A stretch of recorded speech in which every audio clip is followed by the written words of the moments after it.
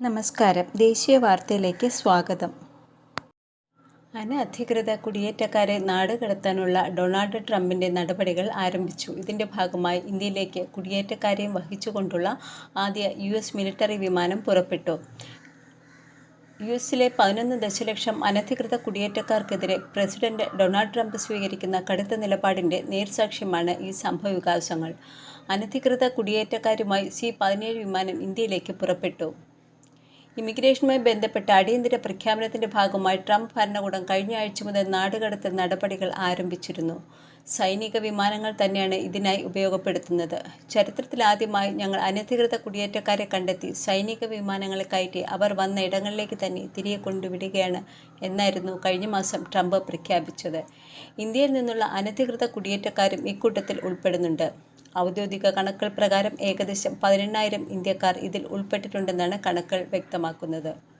ടെക്സാസിലെ L Passoa, കാലിഫോർണിയയിലെ Santiago എന്നിവിടങ്ങളിൽ നിന്ന് 5,000-ലധികം കുടിയേറ്റക്കാരെ നാടുകടത്താനുള്ള വിമാനങ്ങൾ പെന്റഗൺ തയ്യാറാക്കിയിട്ടുണ്ട്.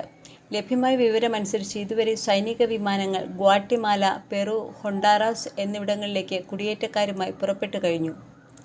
US തിരിച്ചയച്ച അനധികൃത കുടിയേറ്റക്കാരായ ഇന്ത്യക്കാരെയും വഹിച്ചുകൊണ്ടുള്ള വിമാനം അമൃത്സറിലെത്തി. അമൃത്സറിലെ ശ്രീ ഗുരു രാംദാസ് ജി രാജ്യാന്തര വിമാനത്താവളത്തിലാണ് 205 യാത്രക്കാരുമായി അമേരിക്കൻ സൈന്യത്തിൻ്റെ C-27 വിമാനം ഇറങ്ങിയത്. തിരിച്ചെത്തുന്നവരിൽ ഭൂരിഭാഗം പേരും പഞ്ചാബ് സ്വദേശികളാണ്. എത്തിയ എല്ലാവരെയും വിമാനത്താവളത്തിൽ പ്രത്യേകം തയ്യാറാക്കിയ കൗണ്ടറുകൾ പരിശോധിക്കുകയാണെന്ന് അധികൃതർ അറിയിച്ചു.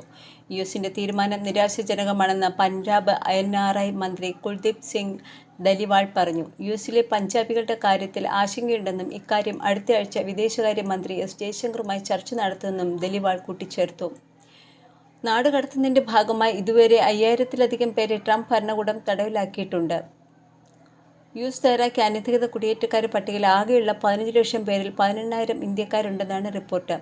പ്രധാനമന്ത്രി നരേന്ദ്രമോദിയും US പ്രസിഡന്റ് ട്രംപും തമ്മിലുള്ള ചർച്ചയിൽ വിഷയം വന്നിരുന്നു. ഇക്കാര്യം വിദേശകാര്യമന്ത്രി S. ജയശങ്കറും സ്റ്റേറ്റ് സെക്രട്ടറി മാർക്കോ റൂബിയോയും തമ്മിൽ ചർച്ച ചെയ്തു. അനധികൃത കുടിയേറ്റക്കാരുടെ കാര്യത്തിലേക്ക് എത്തുമ്പോൾ എന്താണ് ശരിയെന്ന് നടത്തണമെന്നായിരുന്നു മോദിയുമായുള്ള ചർച്ചകൾ ട്രംപ് സ്വീകരിച്ച നിലപാടെന്ന് അദ്ദേഹം തന്നെ വ്യക്തമാക്കിയിരുന്നു.